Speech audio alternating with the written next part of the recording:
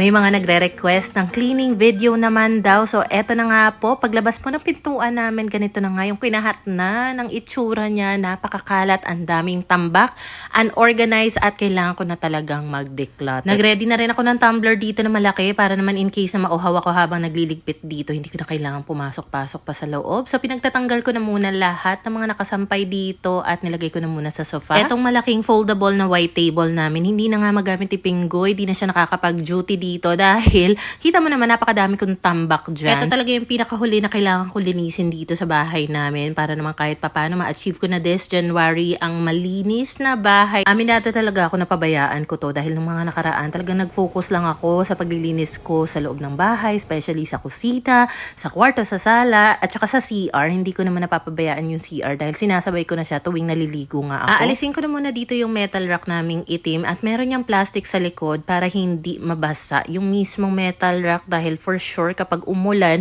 mababasa yan at may tendency na mga lawang. So, kailangan ko kasing ayusin doon yung shower curtain but nahirapan akong kunin yung hagdan or yung ladder kasi nandito siya nakapwesto sa ilalim ng lamesa. Ikita mo naman, even sa ilalim ng lamesa, ang daming gamit dyan. Alam mo, sa totoo lang, hindi talaga ako mapakali. Hindi ko rin alam kung saan ako magsisimula dahil kahit sa ang parte nga dito, sa may labas namin, puro kalat. Nito mga nakaraan kasi talaga masyado ako naging focus sa paglilinis sa loob lang ng bahay, na tipong lahat ng mga kalat, masasakit sa mata, dyan lang sa labas itatambak. And ngayon lang talaga ako nagkaroon ng motivation. Yes, alam mo minsan talaga, madali lang naman sana gawin yung mga ganito. Kaso wala ka talagang motivation, hindi mo i-encourage yung sarili mo. Ang hirap masimula ng isang bagay. So may babaguhin ako ng very very light dito, pero ang kailangan ko munang gawin ay mawalisan yung ilalim nitong mga cabinet at lagay namin ng mga sapatos. Hindi ko mabawasan itong lagay namin ng sapatos dahil enough lang yan kapag ilalagay ko lahat ng mga sapatos namin na nakalabas. Ito namang mga beige namin na storage boxes, hindi ko rin ma-let go yan dahil maganda rin maglagay dyan ng mga gamit, mga documents dahil hindi nga naaalikabukan, hindi pinapasok ng insekto.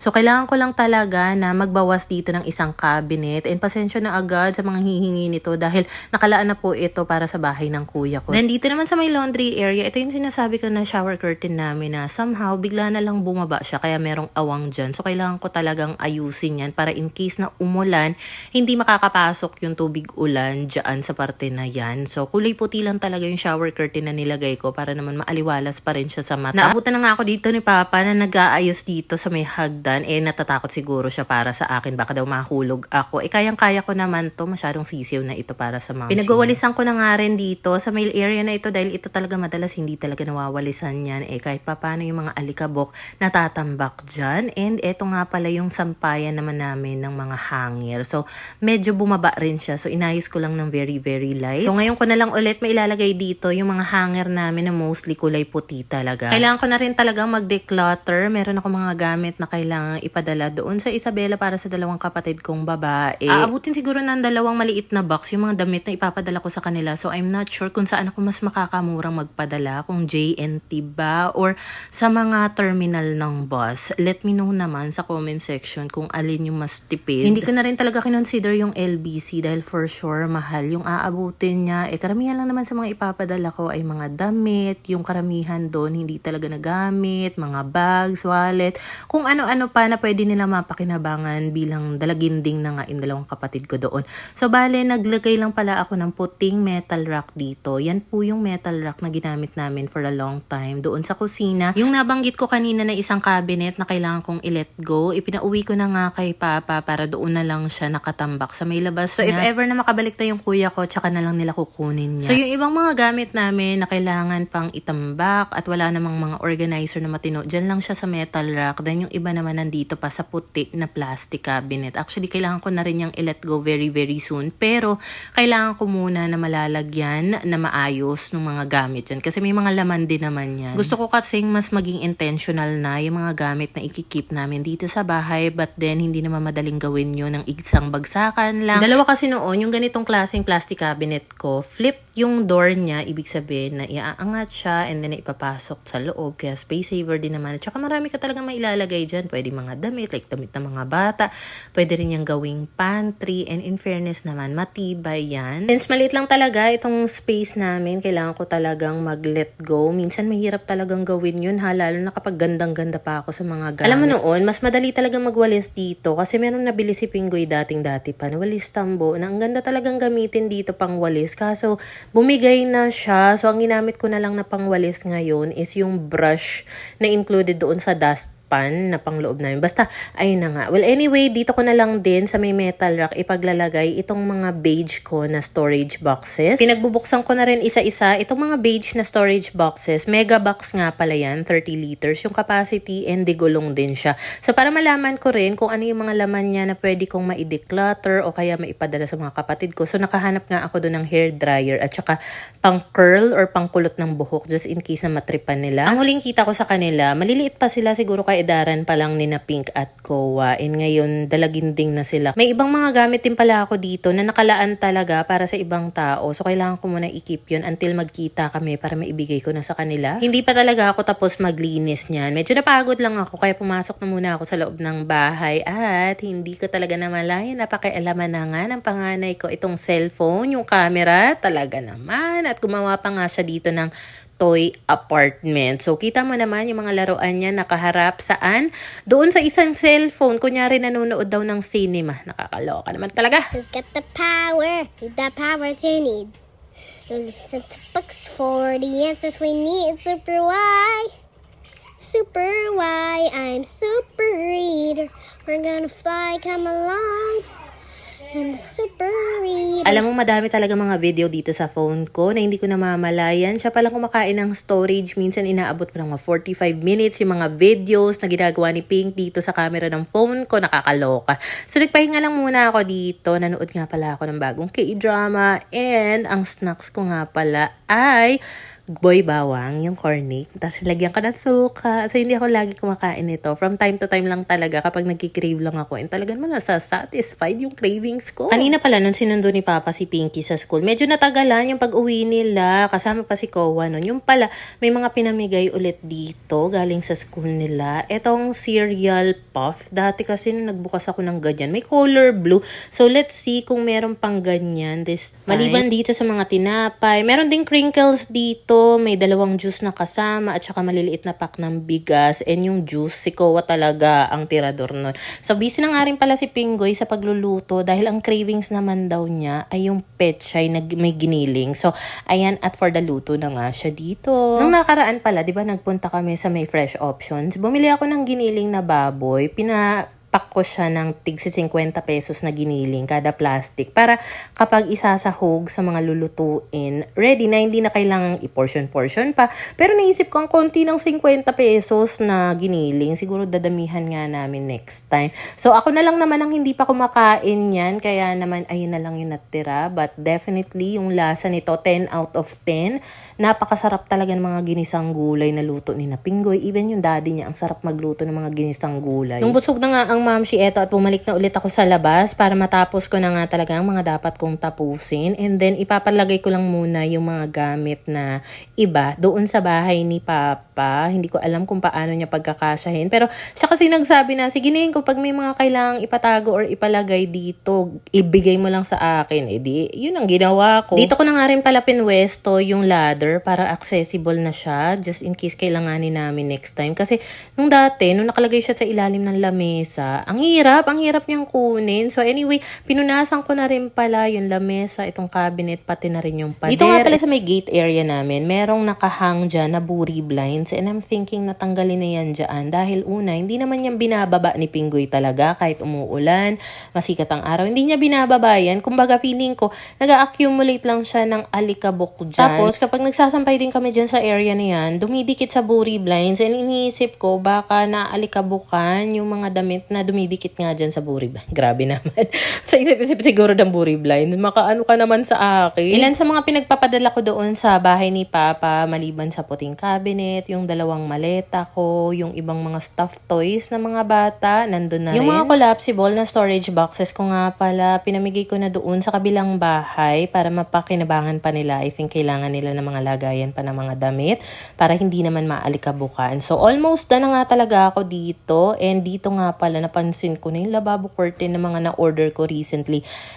Maliit pala siya. Meron palang dalawang klase ng lavabo curtain ang Holler Mall. Hindi ko talaga siya na-realize nung una. Hindi ko napansin din kasi. So, ayan, medyo bitin tuloy. So, gagawin ko na lang talaga ng paraan dahil ang sagwa naman pag ganyan, parang naka-crop top naman yung metal rack namin. So, ang gagawin ko na lang siguro, pagpapalitin ko yung lavabo curtain na naandun sa itim na rack, at ilalagay ko yun sa puting rack. Basta, may lakad pa pala kami, kaya after ko maglinis, nagmadali ako maligo, nagprepare pa nga ako ng babaunin namin. Saan kami pupunta? Doon lang naman sa may labas ng Splash Island. Meron kasi akong kailangan gawing content para sa picnic mat. Naisip ko, mas maganda kung doon ko siya ipapakita na nasa damuhan kami. Hindi makakasama si Pinggoy dahil kakatapos lang din ang shift niya. For the OT na naman siya, kaya naman kami na lang ng mga bata, pati na rin si Papa. Naisip ko kasi if ever na abutin kami ng gutom doon, at least meron kaming makakain kahit papano. So, yung pinaglagyan ko nga pala ng ensaymada, yan yung galing sa Akap Cafe nung bumili ako last time ng delivery na red velvet cake. Tinabi ko talaga siya kasi nga meron akong planong gumawa ng content sa damuhan. Damuhan. So, ito namang peanut butter sandwich para sa mga bagets ko yan. And magdadala na lang din ako ng tubig namin. Ilalagay ko sa tumbler. Initially, ang gusto talaga ng mga anak ko na palaman is yung Goya na hazelnut spread. Kaso naubos na nga dahil halos inaraw-araw ba naman ni Pinky na baon sa school. So, nandito sa malaking eco bag nakalagay yung dalawang klase ng picnic mat na kailangan ko gawa ng content, yung baon namin at saka yung tubig namin. So, inaantay ko na lang talaga si Papa niyan para makaalis na kami.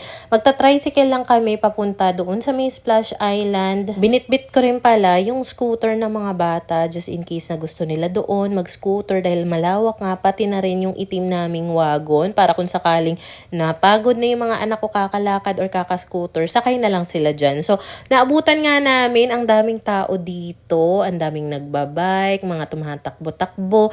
So, ayan nga pala, nakahanap na kami ng spot na pwedeng pag-filman. Pero actually, parang na-anxiety nga ako dito. Mayroon kasi ako nakitang parang police or guard yata, mga marshal nagpapatrol. I'm not sure kung pwede yung ganito. Hindi pa naman kami nakapagpaalam. Basta na lang talaga ako nag-set up dito. Wala naman ako nakikitang nagsa-set up ng picnic mat. So I'm thinking, baka bawal. Kasi doon sa may damuhan area, sa may tapat ng McDo, bawal na talaga doon. Dati pwede, pero ngayon bawal na talaga. So, ayan, madalian lang talaga. Pero sa totoo lang, kung hindi bawal, napakasarap sana talaga na magtambay dito every hapon. Kasama yung mga anak ko. Dahil kita mo naman, ang lawak talaga na pwede nilang matakbuhan dito. Alam mo, sa totoo lang, gusto ko sana every hapon, punta kami dito ng mga bata, tambay, langhap ng sariwang hangin, lakad-lakad. Kesa lagi kami nasa loob ng bahay. Kaso medyo malayo na sa amin to. One way pa lang nung tricycle. 100 na, nakakaloka. Pauwi naman, nasa 70 or 80 pesos yung pamasahe namin. Tapos bigla akong na-realize, alam mo, nung unang apartment namin, dito lang kasi banda yun sa Splash Island. Talagang walking distance. Sana pala tinake advantage ko na yun. Kaso 6 months lang din naman kasi kami nun. So anyway, ayan na nga. Medyo magagabi na nga nito. Pinalakad ko lang talaga yung mga bagets and nakita ko talaga na sobrang happy nila. Medyo nakakatakot lang silang paglakarin dito sa may kalsada part kasi bigla na lang may mga sumusulpot na mga mabibilis na bike. So dapat dito lang kami sa may walkway. Tapos, ayan na nga, gabi na, naglakad kami. Si Kowa, inabot na ng pagod. Giniginaw daw siya dahil grabe yung hangin talaga. Dapat pala talaga may jacket na dala yung mga bata. Ang tindi ng hangin doon. Tapos, pagka-uwi nga pala, eto, napagpalit ko na yung lavabo curtain sa dalawang metal rack. Dito sa may labas na area. So, bitin talaga to, pero inangat ko lang siya ng konti dahil sa may ilalim part niya naman, hindi naman masyado kita dahil natatakpan ng basurahang puti, pati na rin yung laundry basket naming brown. Tsaka pa nga tignan yung ibabaw na metal rack. Ayusin ko pa yan next time. Is that your colorful drawing? Yeah. Wow, this is so amazing, Kowa. That's why. What is that? Oh, look at that. Nung naglinis kasi ako dito, nakita ko yung bagong color set ni Kowa or crayon set ni Kowa. Kaya ayun, ginamit niya agad. So, meron nga pala akong napamili sa IKEA nung last time na nagpunta ako doon. Hindi ko pa talaga siya napaglalabas dito sa eco bag. So, eto nga pala, meron akong oil splatter, may ziplock din akong binili, at saka itong funnel pangsalin sa mga condiments namin. Itong basket na to pwede for toiletries, pero naisip ko pag may mga prutas kami, dyan na lang ilalagay. At saka chopstick para sa noodles imnida ni Pinggoy, at mga itim na storage boxes para sa sala naman yan. So, dalawang set lang muna yung binili ko kasi hindi ko naman talaga sure kung kasya yan sa ibabaw na black hanging cabinet namin. Tapos, kinagabihan naman, hindi pa talaga makatulog yung mga bagets, nag-request ng pasta. Kasi nabanggit ko nga sa kanila, nalulutuan ko sila. So, ayun, nag-request na nga sila. Kaya naman, for the luto, ang mamshin nyo. Mahimbing na rin kasi yung tulog ni Pinggoy. So, bali, ito na yung magiging dinner namin. So, lahat pala ng mga pang spaghetti, pang pasta na kineme namin dito sa pantry, nakalagay lang siya dyan sa basket na yan. So, ang hahalo ko nga pala dito, luncheon meat na Argentina. So, siguro mga 3 maliit na slices lang. Tapos, pinaghihiwa ko ng maliliit. At saka bawang lang yung pinrepare ko dito. Dapat lalagyan ko siya ng sibuyas. Pero yung mga napanood ko kasi na nagluto ng penne pesto, hindi sila naglalagay ng sibuyas. Kaya hindi ko na rin talaga nilagyan or hindi na rin ako nagpagod pa na maghiwa-hiwa. So, i-arrange ko lang ng very, very light itong lagayan namin ng pasta. And feeling ko talaga sobrang gandang idea na naglagay ako ng basket para sa cabinet namin. Especially dahil may mga matataas na part na hindi ko talaga siya maabot, no? So, kung walang storage basket, imagine mo, paano ko kukunin yung mga nasa taas? Ibig sabihin, kailangan ko pa pumatong sa lamesa o kaya naman maghagdan. So, at least kung nakabasket, isang pull out na lang ng basket, nakuha ko na yung mga kailangan ko, diba? Yung mga strainers, stainless bowl, ibang chopping board, dito nga pala nakalagay sa isa pang basket. Nasa loob naman ito ng cabinet na ito. I'm thinking before na ilipat siya somewhere, pero even up to now, hindi ko pa talaga na ililipat. So, baka kailanganin ko ng pasta water, kaya ang ginawa ko, dito ko na lang nilagay sa bowl yung strainer para if in case naman na kailanganin ko mamaya kapag nagluto na ako ng sauce, ng pasta water, at least andito na. Kasi usually, yung strainer, nilalapag ko lang siya sa plato tapos doon sa lababo namin. Kaso inisip ko, sayang naman kapag kailangan ko nga ng pasta water. So anyway, ayun na nga, gisa lang tayo dito ng bawang, mushroom, tapos naglagay din ako ng pasta water, yung Clara Olay na cheesy pesto, at saka itong isang pack ng Nestle cream, halu-haluin. And ang pinakapantimpla lang na inilagay ko dito, I think is yung paminta. Hindi na ako nagdagdag ng asin. Tapos, naglagay lang din pala ako dito ng cheese slice, pero kalahati lang. Kung tama yung alala ko, pangalawang beses ko pa lang yata magluluto ng pesto na pasta. Nung unang beses, medyo hindi ko siya na-appreciate. Nagluto pa ako ng chicken noon, chicken breast yata yun.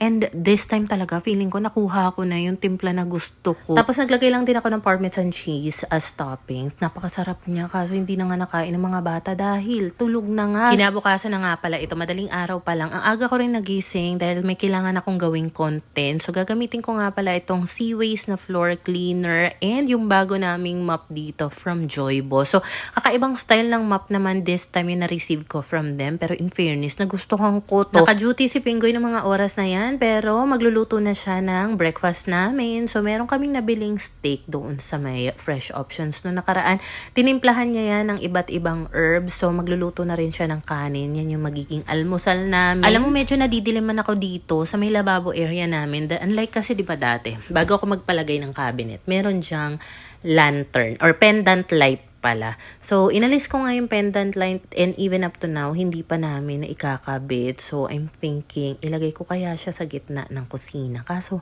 baka naman dumilim. So, hindi ko pa alam paano mapapaliwanag pa yung aming kusina kasi nadidiliman nga ako kapag nagfi-film ako doon. Grabing kanin yan almusal pa lang. Paano kaya talagang ninipis ulit yung mamshi na yan? So dito na ako kumain sa labas dahil kita mo naman mas maaliwalas na siya, clear na nga yung table at saka mas masarap talagang kumain kapag malawak yung lamesa, sa totoo lang, 'di ba? So even though maaliwalas na nga dito, napansin ko hindi na nagjo-duty si Pinggoy sa labas dahil feeling ko mas na-appreciate niya yung lamig kapag doon nga siya nag-work sa loob ng bahay. So, dahil gising na nga rin sina Pink, eto na nga at inilabas ko na yung yung niluto ko na pasta. Iinitin ko na lang siya. Good thing talaga, hiniwalay ko yung sauce sa mismong pasta dahil kapag pinag-combine ko yun, baka naman matuyo tapos kulangin ng sauce. So, dito ko na nga iinitin yung pesto pasta and may mga nagtatanong nga pala sa comment section about dito sa gasolet namin, gaano katagal ito bago maubos, magkano.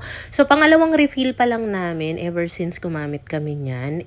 Nasa 290 pesos yung huling binayaran namin nung nagpa-refill kami for the second time.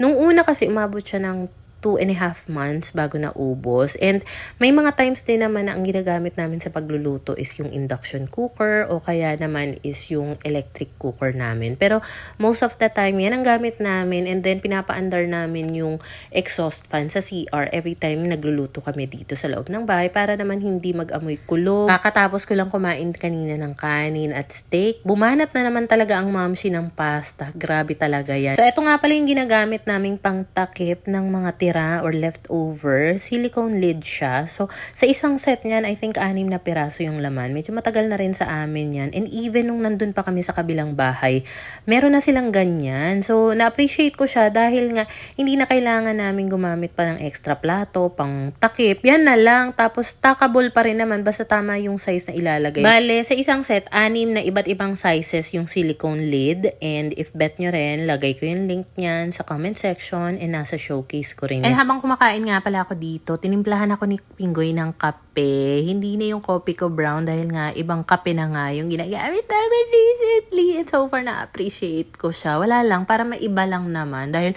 feeling ko sa tagal kong umiinom ng coffee ko brown, parang naumay na rin talaga ako. At saka marami din ako nababasang comment na tigil-tigilan ko na nga daw yung pag-iinom ng mga 3-in-1 dahil mataas daw yung sugar niyan. Mag-black coffee na lang daw ako. Hindi ko talaga kasi trip ang black coffee. Pero let's see. Ayoko naman magsalita ng patapos dahil malay mo, ngayon ayaw ko. Tapos after a while, ma-appreciate ko naman siya. Puro appreciate naman yung babae. Naasikaso ko na nga pala yung mga bata, including si Kowa. And sinimot ko na lang talaga yung Goya na palaman para lang maitawid itong request niya ng palaman na sandwich. So, eto nga palang Scott's na vitamins, isang malaking lagayan. Galing din sa school ni na Pinky. Grabe no, nakakatawa lang din talaga. So, kung nung nakaraan, ganito nga yung itsura pagbukas ng pinto, wala ka na halos makainan. Eto na siya ngayon. Mas maaliwalas na, mas organized, mas maluwag na talagang tignan. Si Pinky na nga pala yung maghahatid ngayon kay Pinky sa school. Syempre kasama pa rin si Kowa niyan dahil gusto niya talaga yung lagi siyang belong sa mga lakaran, sa mga gala. So, eto nga pala yung lunch bag ni Pinky. Meron na ako na i-ready sa kanya dito na tubig. Tubig lang talaga. Ayun niya ng juice. And then, eto na nga yung baon niyang sandwich. Naglalagay rin pala ako na maliit na pack ng wet wipe sa kanyang lunch bag. And, in fairness sa ganitong lunch bag, napaka worth it nito. Marami ka mailalagay dyan. Waterproof, madaling linisin. Kasi there was a time na umuwi si Pinky, basa yung loob. Yung pala, hindi niya naisara na maayos yung tumbler. Hindi naman tumagas yung tubig sa labas. Nandun lang talaga siya sa loob. So, nilinis lang ni Pinggoy ng madalian. And, eto nga palang kakaunti naming labahin. Paglalabhan ko na nga siya, and hindi na muna ako nag-abala pa na ilipat ng pwesto yung posisyon ng washing machine namin. Kasi hassle kasi siya for me. Pagpasensyahan nyo na rin pala at itsurang crop top nga muna ito. Mamaya, kapag tapos na ako maglaba, iaangat ko ulit itong isang kurtina na nasa ilalim. Paangat para hindi na siya pa crop top style. Alam mo, napaka-petty nung reason ko na kaya kami natambakan ng mga labahin dahil tinatamad akong iusog yung washing machine. Kasi marami ako nababasa nagko-comment before na mas maganda daw kung nakaharap sa akin yung washing machine. Totoo naman, I agree. Kaya lang kasi dito sa pwesto niya, nababasa ng ulan yan. Like kapag ganun yung pwesto niya, nakaharap sa akin, tapos kapag umulan, may tendency mabasa yung likod ng washing machine. I think delikado yung ganun or mas prone sa sira yung washing machine kapag nababasa yung likod. Let me know naman kung mali ako ng pagkakaintindi. So, para mawalan na nga ako ng mga excuses para magsalang, hindi ko na iuusog yung washing machine. Okay na yung nakapatagilid siyang ganyan. Anyway, after ko naman siyang gamitin, tinatakpan ko yan ng washing machine cover para kung sakali mang umulan, hindi mababasa yung mismong washing machine. Pero kasi, yung washing machine cover ko, walang takip kasi yun sa likod. Kumbaga sa gilid at sa harap at ibabaw lang talaga yung nako-cover niya. So, pabayaan na natin kung nakapatagilid siya. Alright? Napunasan ko na rin pala itong lamesa bago ako naglagay dyan ng mga isasampay ko. And grabe, sobrang ganda talaga kapag ganitong umaga na masikat yung araw. Tapos nakikita kong gumagalaw-galaw yung kurtina dyan sa may gate. Kasi parang ang ganda-ganda niya, sobrang calming, relaxing nung atake niya. Feeling ko kailangan kong palitan yung kurtina ng ganyan pa rin, sheer pa rin. Pero gusto ko medyo mahaba naman. Tapos na rin pala yung second load, kaya naman eto at isasampay ko na rin sila. So, ubos na ang labahin namin, 2 salang lang. Na-realize ko, itong sampayan namin sa ibabaw, good for 2 salang lang talaga siya. Pero kaya pa naman ng mga 3 salang, kasi even yung gate namin, pwede ko namang masampayan yon. Pero kasi ayoko na sana talagang matambakan kami ng labahin dahil nga gusto ko ng pagbabago this 2026. So pagkatapos ko naman doon sa may labas, nagpahinga lang ako sa sofa at ito po ang view ko habang nakaupo sa sofa. Kakatapos lang ng shift ni Pinggoy, siya na yung naghugas ng mga pinagkainan at the same time magluluto na rin siya ng lunch namin. Ang lulutuin pala ngayon ni Pinggoy ay nagkikrave daw siya ng ganto. Parang baboy siya tapos merong sitaw ba ito or Baguio beans. Basta yon. At saka malaking bagay rin talaga na pareho kayong kumikilos sa loob ng bahay dahil kung nanay lang talaga ang kumikilos or yung tatay lang ang kumikilos sa bahay, Diyos ko po, for sure may stress ng bongga kung sino man yung kumikilos ng solo lang sa bahay.